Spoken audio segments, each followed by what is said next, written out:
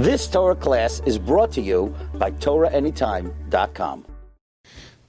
One of the mitzvot that is written in this week's parasha, of the many mitzvot in Parashat Kedoshim, it talks about Lo ta'asu aver b'mishpat. You should not commit injustice in the judgment. Don't pervert the judgment. Now, this mitzvah sounds like a pretty straightforward mitzvah, pretty simple mitzvah. I assume that almost every law system has such a mitzvah of don't pervert the justice. Who would not want such a mitzvah? It's a wonderful mitzvah. The only question is, Lo ta'asu aver b'mishpat sounds like it's a commandment that's tailor-made for a judge. And the question is, what's b'mishpat? Lo ta'asu aver, period. You can't do an injustice. I don't care if you're a judge, or if you're a regular Jew, a simple person, a layman, a father to children. You can't do injustice, period. What is the special commandment that's geared specifically for a judge that he can't do an injustice? Like I would think that only a judge can't, but everybody else can. Of course, no one's allowed to do an injustice. What's special over here? To answer the question, you have to look back in Parashat Mishpatim. There it also talks about, a lot of Parashat Mishpatim is about judgments and cases, monetary cases, ben adam lachavero, between a man and his friend. And one of the things it mentions there is midevar sheker tirchak. A person should distance himself from a lie, from an untruth. V'nakiv et tzadik al ta'arog, and you should not, right next to it says, and you should not kill someone who is innocent. Ki lo atzdik rasha, because I will not let go, I will not make a tzaddik that which is a rasha. A person who's evil will not get off the hook. You say to yourself, what does this have to do with that? What does midvar sheker tichak, do not distance from lying, have to do with perverting judgment and making a tzaddik a rasha? And I saw a nice explanation, wonderful, beautiful explanation. One of the Magidim, Rabbi Mordechai Deruk, explains that what the Torah is telling us over here is a fascinating halacha. We know that the Gemara in Sanhedrin tells us that a person, if he committed a crime, murder, let's say he murdered someone, and the entire Sanhedrin, all 71 judges, if it's a high profile case, so let's say there are 71 judges, let's say all of them said this man is guilty. Or it's possible the 23 judges, because they also could judge capital cases, you don't have to go to the 71 judges. The 23 judges, they also decided, everyone decided, that this person is guilty as charged, he's a murderer, and he should be put to death. What's the halakha? Fascinating halakha, he's not put to death. If everyone agrees in the judgment, he's not put to death. You say to yourself, wow, I mean, if a murderer wants to get away with murder, there's a very simple way. Just don't do it secretively. Do it out in the open. You're just going to go ahead, kill someone, make sure people see, plenty of witnesses, they'll come in front of the judges. There's no way they're not going to corroborate the testimony. How could any judge, seeing a murder in open daylight, with videos and everything, how could any judge go ahead and say, oh, he's innocent? Of course he's going to be guilty. And then everybody's going to have to say he's guilty. He's going to get away with murder. And he could constantly murder people under this lying principle. So where would the justice be in this? And the truth of the matter is, the Torah predicted such a thing. Torah said to the judge, now look, we know that this man is guilty. And the judge can easily rationalize to himself and to his fellow judges that, if we all say the same thing, this man's going to get off the hook. And that's a terrible injustice. He murdered a person. There's a family that lost a loved one as a result of this man. And we're going to let him go off the hook just based on a technicality that we all agreed to the fact that he's guilty? How can we go ahead and do that? So the judge will rationalize out of his mercy, out of his compassion, and say, you know what? I believe he's guilty, but I'm not going to be able to punish him if I say he's guilty. So you know what I'm going to do? I'm going to say he's innocent. My friends are all going to say he's guilty. That way, by declaring that he's innocent, there will be at least one judge that will dissent the view of the majority. Oh, now we can go ahead and kill him. So by declaring his innocence, I am going to go ahead and bring about his death. Which means that I'm not really perverting judgment, I'm facilitating the judgment. Says HaKadosh Baruch Hu, don't think like that. Midevar sheker tirchak. Distance yourself from a lie, from a falsehood. You know he's guilty, don't say he's innocent. Why? Ki lo atzdik rasha. Don't think, but he's going to get away with murder, literally. Lo atzdik rasha. It will never happen that someone who is a rasha will end up being matzdik, will end up being found innocent. Maybe in our courts, maybe. But in the courts of Shamayim, he will be held accountable. He will be taken to task, and he will definitely be punished for his action. HaKadosh Baruch Hu has a lot of patience. It doesn't have to be today, it doesn't have to be tomorrow.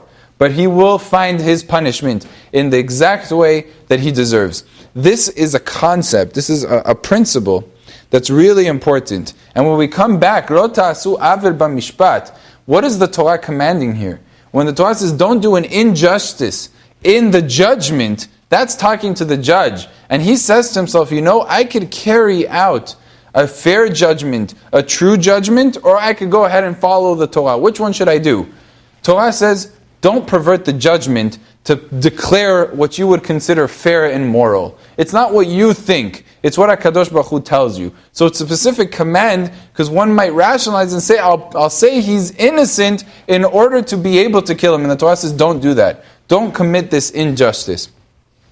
This is a small little lesson that the Torah tells us, but it's huge. It's an unbelievable foundation, and it's a well of information built in that. What the concept that the Torah is teaching us here is a very important notion that the Torah lives by. And that is that a person has to understand that he might have very merciful and very just goals in mind, but at the same time, you can't compromise the direction that you take. You can't go ahead and say, it's worth committing an avera in order to be able to get to this cosmic justice, to get to a greater good.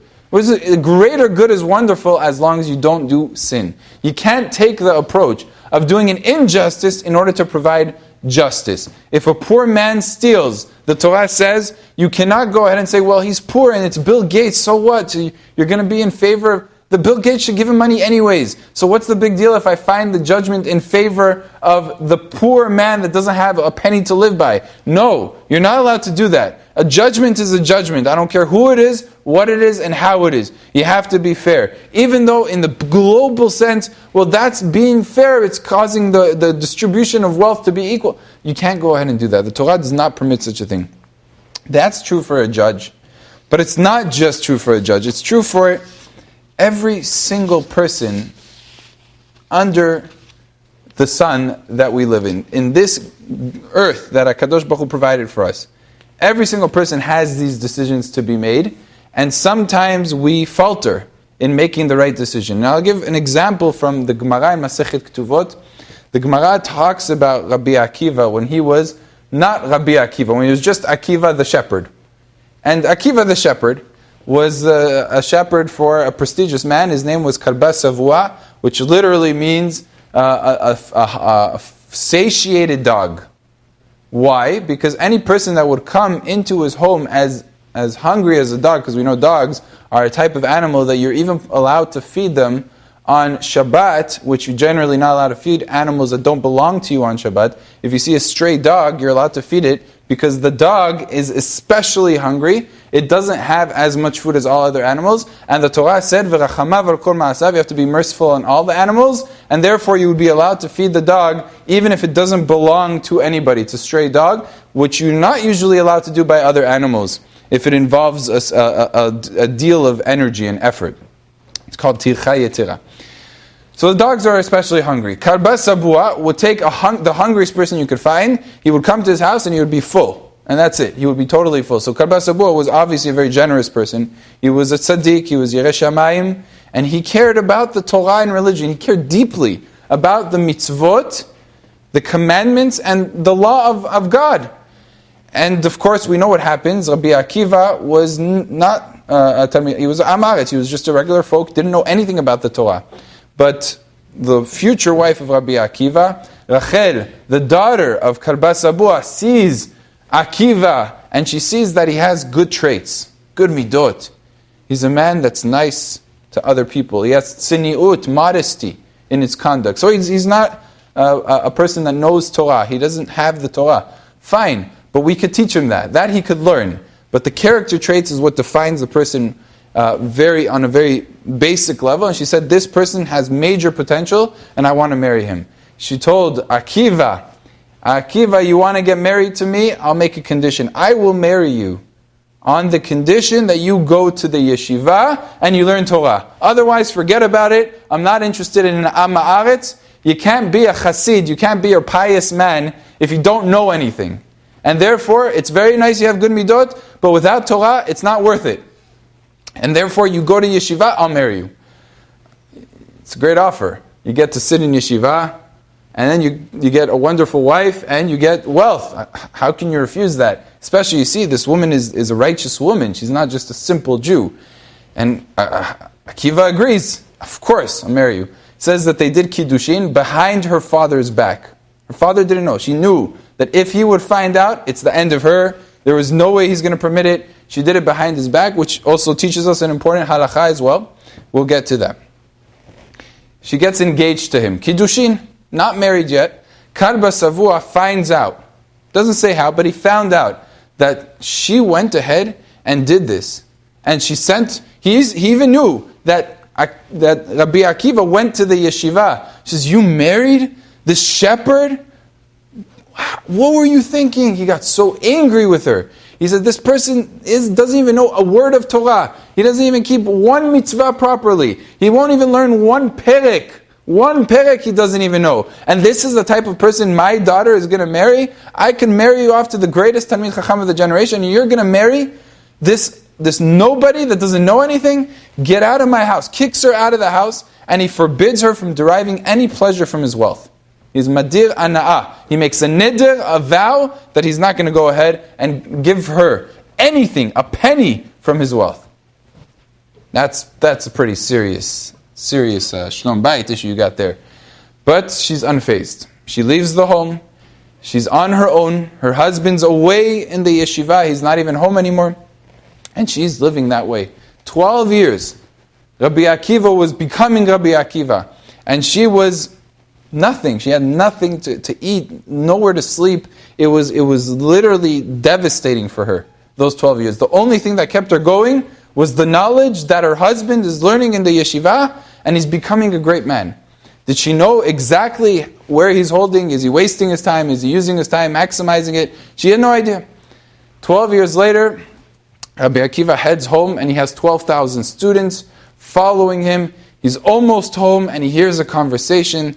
Rabbi Akiva's wife, he hears her saying to her neighbor, I miss my husband. And her neighbor responds, how long are you going to be in this misery where you don't even have clothes that's fitting of your dignity? You're the daughter of Karba Savua. You're a dignitary and you got nothing. How long are you going to live this way? You got to do something about this Rabbi Akiva. Get divorced or make him come back or something. She says, if it was up to me, I would send him for another 12 years. And Rabbi Akiva hears this, doesn't even enter the home. He turns around with his 12,000 students and he heads back. Another 12 years in yeshiva. Amazing, amazing. At this point, Rabbi Akiva has 24,000 students. 24,000 students. And he comes back home 12 years later. After 24 years, he comes back home.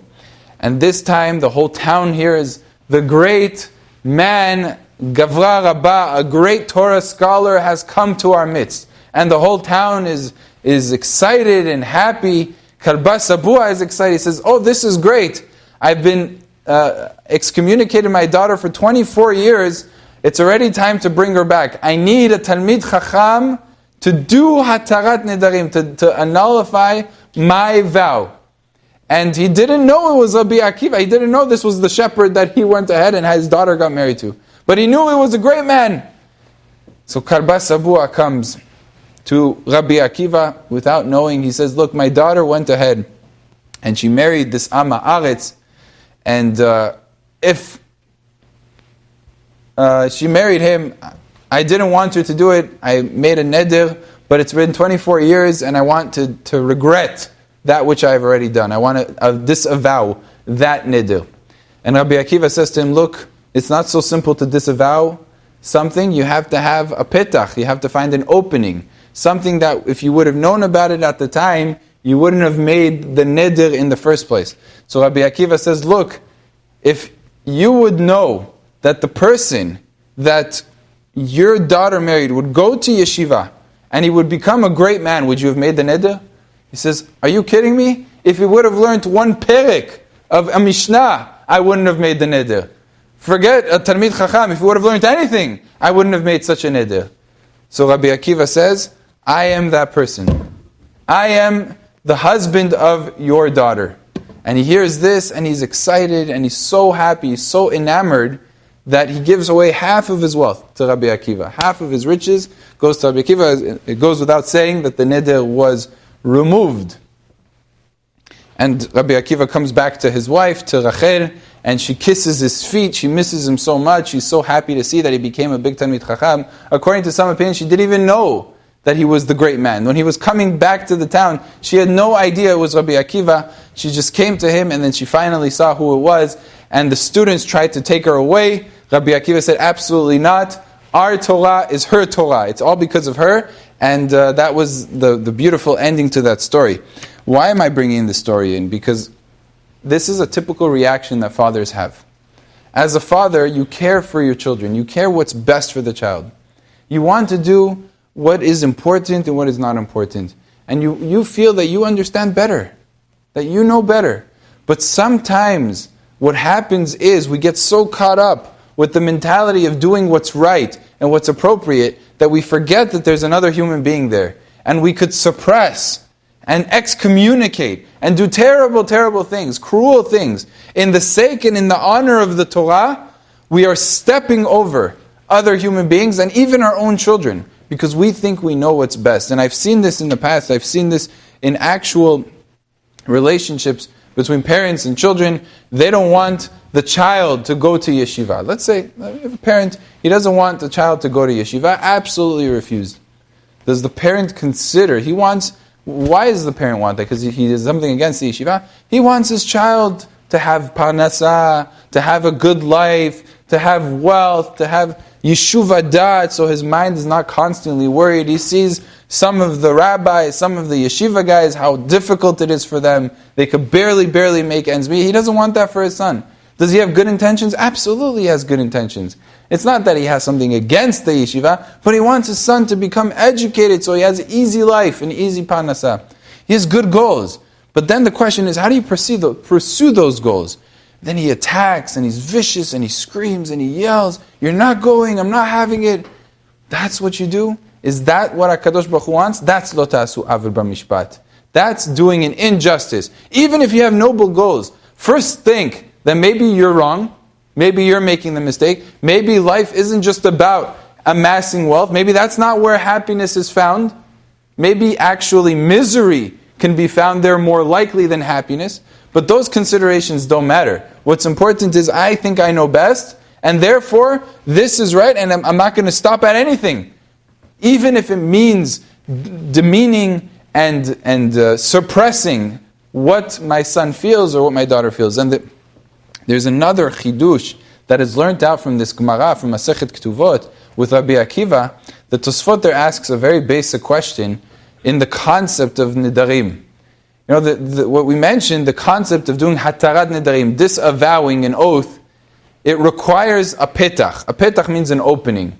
Something that existed, that if he would have known about, he wouldn't have made the nidar, he wouldn't have made the oath in the first place. There's a rule, there's a very big limitation.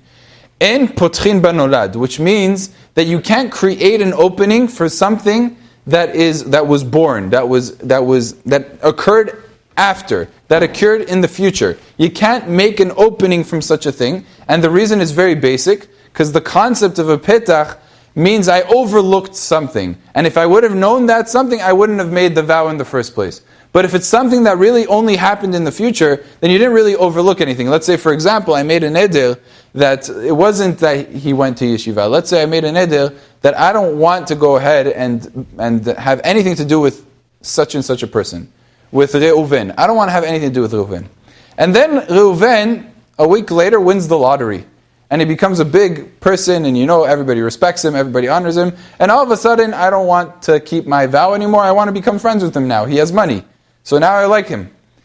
You can't say, well, if I would have known he would have won the lottery, I wouldn't have made the nidr. It's too bad. That's not something that if we would have told you then, maybe he'll win the lottery. You say, yeah. When lightning strikes. He won't actually, it wouldn't have actually changed his opinion because that's not something realistic to happen. So anything that's nolad, that happened in the future, we generally don't go ahead and use that and say, oh, if you would have known that, then would you have made the neder? No, I would have still, because I knew of that possibility, and that possibility was so remote that I wouldn't have considered it at the time of making the neder. So it wouldn't work as a petach. So Tosfot asks a basic question. What's Rabbi Akiva doing? He's saying to Kabba Sabo, if you would have known that your daughter's husband would have become a great Talmid Chacham, so then would you have made the neder? He says, no, of course I wouldn't have made the neder. Wait a second, that's nolad. That's not something that took place. That's something in the future. That doesn't work for Atarat. Rabbi Akiva surely knows that he's a Talmid Chacham. He has 24,000 students. You should know that en potchin banolad. That's Tosfot's question, and Tosfot says a powerful answer. And the Chazon Ish brings this answer, and it's so meaningful. He says that's not called nolad, because it's the normal way of a person who goes to yeshiva to become a great man. Person who goes to yeshiva, it's not winning the lottery for him to become a great man. It's not a nolad. It existed. It's something that is a normal occurrence. So you should have thought of that at the time of the nidr. Meaning you could be poteach because it's not nolad. It's not something new that occurred. It's something that almost is automatic. The Chazon Ish says every yeshiva student is bechizkat gedol hado. Has the potential, has the chazakah, the ability, the capacity to becoming that Gedol Hado. We don't know who's going to push himself to that level, who's going to be motivated enough to get there. But every single one of those Bnei Yeshiva that are learning in the Yeshivot have that capacity, have that potential. It's not called Potech Banolad. So is a person willing to take such a responsibility upon himself to say, my son, he's not going to step foot in Yeshiva. Really? You want to take that upon yourself? That type of a risk that your son could have been a Gedol Hado or a giant Torah scholar in Am Yisrael? Are you willing to really take that for the good of your son? That is Lo Ta'asu Avir B'Mishpat. That's a perfect example of Lo Ta'asu Avir B'Mishpat. In Megillat Esther, the Pasuk says by Mordechai that he commanded Esther to not reveal who her lineage is from, who her parents were, who her grandparents were, who her ancestry was from. And to Esther's credit, it says, Lo higida Esther et ama ve'et molata. She did not reveal her nation when she went into the palace, when she was taken by Achashverosh to see who he was going to marry. She did not reveal et ama ve'et molata, her birthplace, her nation, the fact that she was from a lineage of royalty, right? Her ancestor was Shaul HaMelech. She was from kings. She did not reveal any of that. Why? Ki Mordechai tziva aleh asher lo tagid. Because Mordechai commanded it. Why would Mordechai command such a thing? What was the motivation? Mordechai said, I want them to let her go. I don't want her to be in the palace. And if she doesn't tell her lineage, so what's the obvious assumption? Why is she not saying where she's from?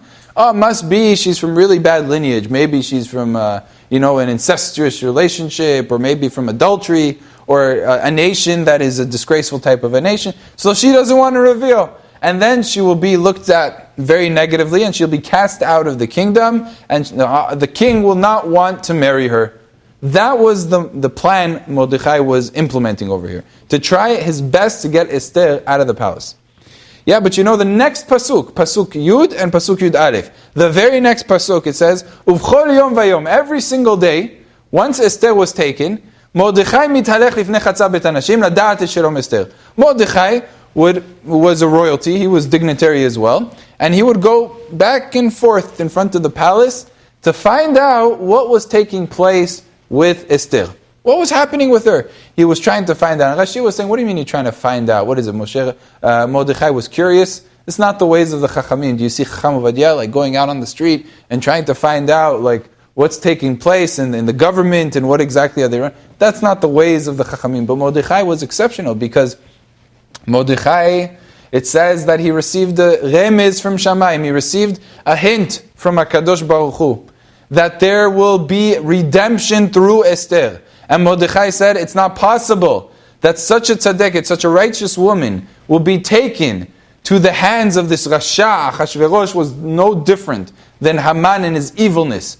So to have a queen, a righteous woman like Esther, taken in the hands of such a Rasha, to be together with a goy, that's not possible to happen unless the salvation is coming through Esther. So Mordechai knew that Esther was going to be the vehicle to save Am Yisrael. Ribono shel olam, I don't understand. The first pasuk you said to me, that Mordechai commands Esther to not tell Achashverosh her lineage, so that Achashverosh will look down upon her and kick her out of the palace. And the next pasuk, Mordechai is prancing around the castle to find out how is Esther going to rise to power? How is HaKadosh Baruch Hu going to bring about this miracle? What are you doing? You're saying that Esther is going to become the queen. You know that's going to happen. You know that HaKadosh Baruch Hu wants to save Am Yisrael, and at the same time, you're trying to take Esther away from the mission of saving Am Yisrael? How can you do such a thing? Am Yisrael, the risk is right here. The whole nation's on the line. Mordechai is going the opposite direction. And I will tell you the answer is, and this is literally one pasuk after the other. The answer is powerful because Mordechai doesn't have a mitzvah to go ahead and to calculate the calculations of HaKadosh Baruch Hu. There's no 614th mitzvah of run the affairs of God. There is 613 mitzvot. Included in those mitzvot is lo ta'amod al dam re'echa. You have a responsibility to take care of every Jew. If there is a bat Yisrael, if there is a Jewish girl that is taken in the hands of a goy, that is taken captive against her will to be raped, you have a responsibility to save her. You have a responsibility to get her out of there as fast as possible. The fact that HaKadosh Baruch Hu wants to bring the salvation through Esther, and you know that, has nothing to do with your responsibility. That's a very difficult lesson to even comprehend. What do you mean it's not my responsibility to save Am Yisrael? No. You have your mission, and your mission is to go ahead and take care of each and every single person in Am Yisrael. That's your responsibility. To say, well, how is Am Yisrael going to be saved if I take Esther away from the palace? That's not what you have to be concerned about. Let HaKadosh Baruch Hu take care of his affairs, and you take care of your affairs. You take care of your mitzvot. It's not one of the mitzvot to go ahead and bring Mashiach. It's your job to keep the mitzvot, and Mashiach will come. That's what you're supposed to do. There's no such thing as fulfilling the affairs of HaKadosh Baruch Hu. Fulfill the Torah of HaKadosh Baruch Hu. And then things will fall into place. Mordechai depicted that. He went against what he knew because he was obligated to do his best, his due diligence in saving Esther from the grip of this evil king of Achashverosh. And he did that. The same occurrence we find in Adam. Adam Arishon, the Radvaz was asked a very basic question on the whole parasha of Bereshit. The stories everybody knows. Of course, HaKadosh Baruch Hu says, don't eat from the Eitz Hadat. Adam is careful not to eat from the Eitz Hadat. Chava eats from the Eitz Hadat. She entices Adam to eat from the Eitz Hadat. Adam fails. He eats from the tree. And of course, HaKadosh Baruch Hu brings death on the world. And Adam sinned catastrophically and caused destruction to this very day. We are suffering from the effects of Adam's sin. But you have to ask yourself a very basic question. How could Adam do such a thing? All the Midrashim praise how great Adam was, how special and how unique. The Malachim confused him with HaKadosh Baruch Hu. That was his greatness. That's something that's unfathomable. How can you confuse a human being with HaKadosh Baruch Hu? But that was what Adam was. He was something that we cannot imagine in greatness and in spirituality. It's something beyond what we know and what we understand. And you're telling me that he gets one simple mitzvah. Just don't eat from the tree. And he couldn't keep that mitzvah for literally a few hours. He couldn't keep that mitzvah. How are you supposed to comprehend all this? I mean, it's pretty insane. It's pretty insane. So the Radvaz was asked this question. And he says, first of all, you have to understand. People think that if Adam wouldn't eat from the Eitz Hadat, we would live forever. It's not true, he says. That's not true. It's not possible. The physical world is never forever. There's no such thing. In the physical world, nothing lasts forever. No human being, no animal, no anything. Everything is finite in the world we live in. So there's no possibility that Adam would live forever, and he understood that he would not live forever. That's step number one. Step number 2, there was two trees in Gan Eden. There was Etz Hadat Tov Hara, and then there was Etz HaChaim. Etz HaChaim was the tree that if you would eat from it, v'chai le'olam. Then you become out of the world of physical into the spiritual, and you could live forever. The Etz HaChaim was not revealed to Adam HaRishon where it was located. Gan Eden was a big place, and he didn't know where that tree was found, the Etz HaChaim. He could not find it, and by not finding it, so he wouldn't know it, and he would not live forever. Now Adam understood that as well. But there was the Etz Hadat, and that he did know. He knew where the Etz Hadat was. And HaKadosh Baruch Hu said, don't eat from the Etz Hadat. I don't want you eating from the tree of knowledge. So what happened? He didn't. Chava ate from the tree of knowledge. And Adam HaRishon saw that Chava began to understand things that she did not comprehend at first. He understood that the Etz Hadat gave a person extra knowledge. And from there he picked up that the Etz Hadat, if I eat from the Etz Hadat, I can go ahead and find out through eating from Etz Hadat where the Etz HaChaim is.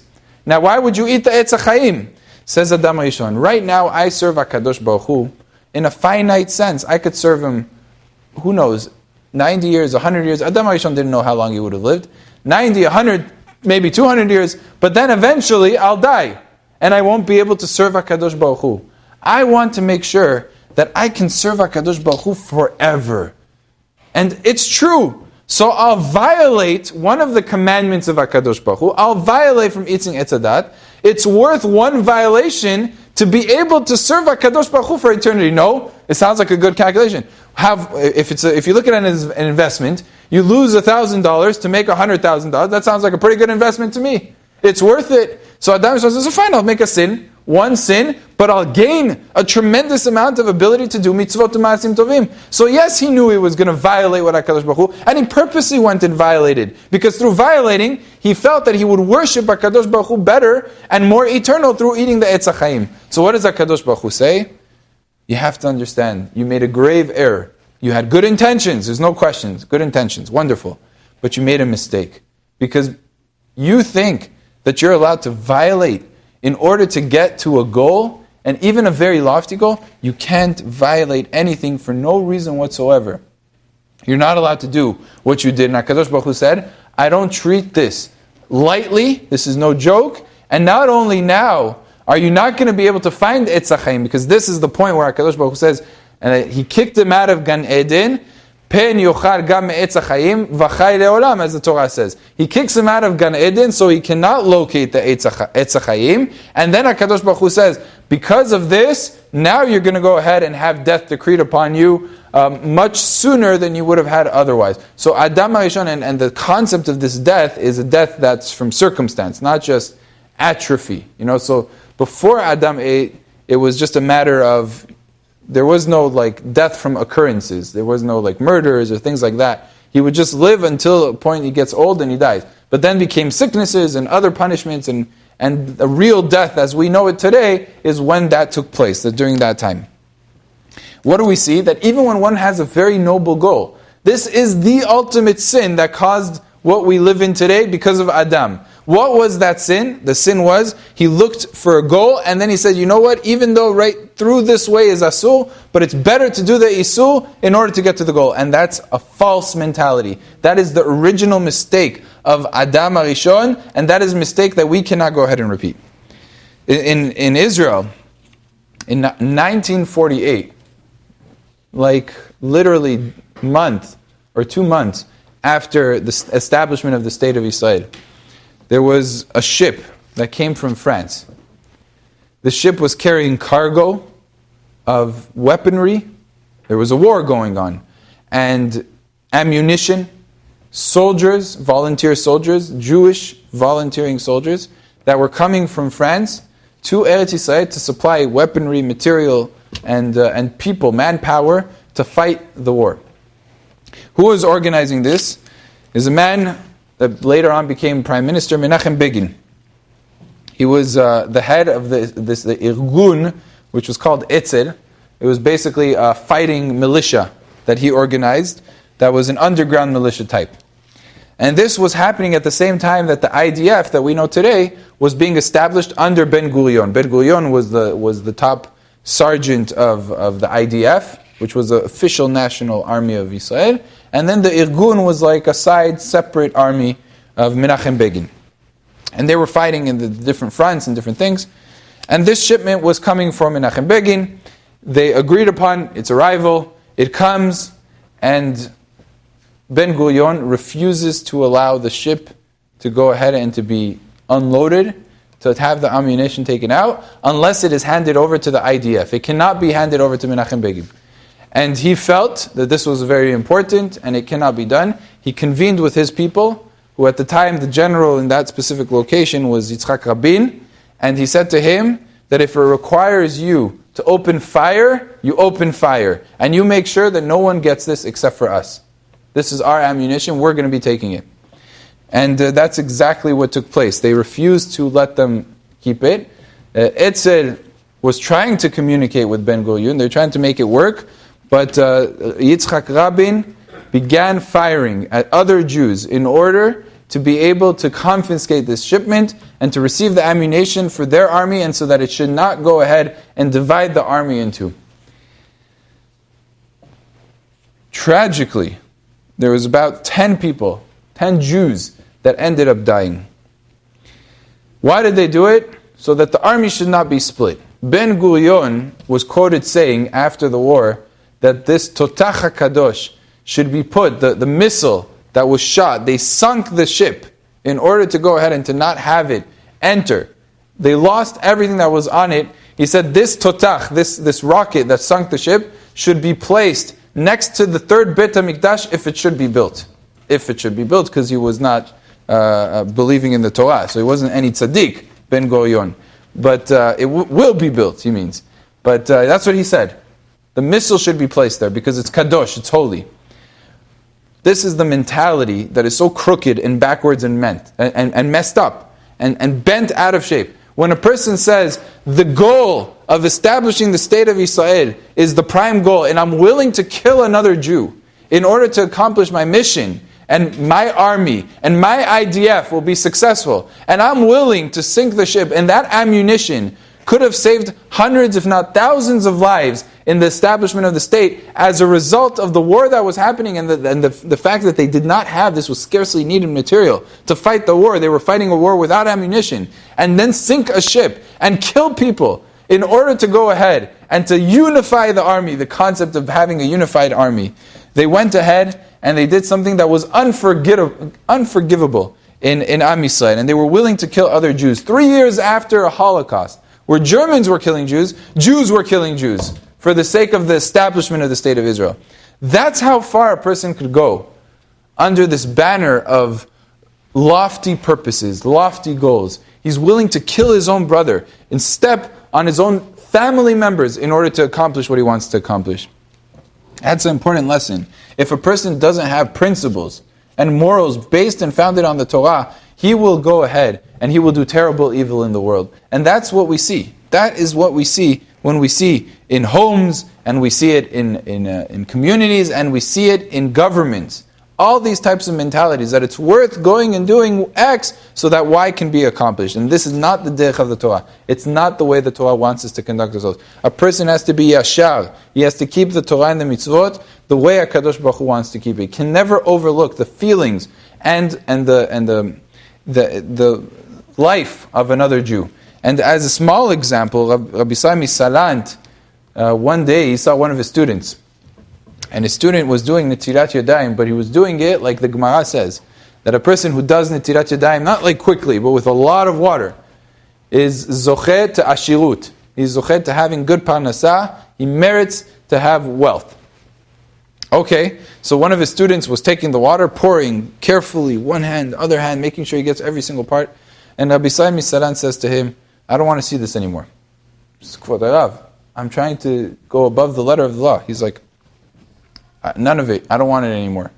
There's a person that brings from the well on his own back these pitchers of water, these buckets of water, and he carries it, and he has to travel. And you're going to go ahead and use that water, albeit for chasidut, for pious acts. But your pious acts does not trump his effort and his hard work. You use as much as you need to do the mitzvah, but not more than that. You have no right to be machmir, to be stringent on the backs and on the labor of others. And that is a lesson that we have to live by. We have to understand that we have to have our priorities straight. And if we do not have our priorities straight, we can cause terrible destruction in our own families, in our own homes, and in our own communities. And Be'ezrat Hashem, we should be zocheh to fulfilling this pasuk of Lo ta'asu avil b'mishpat.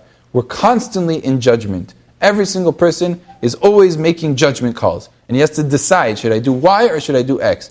And Lo ta'asu avil b'mishpat has to guide the person. You cannot stray from a mitzvah in order to provide for something that you might think is loftier. HaKadosh Baruch Hu can take care of his world. Ki lo atzdik rasha. The rasha will never come out ahead. And that is something that we have to live by, the emunah in HaKadosh Baruch Hu, and be zocheh to the final building of Beit HaMikdash, b'mirav yameinu v'nomar amen. You've just experienced another Torah class brought to you by TorahAnytime.com.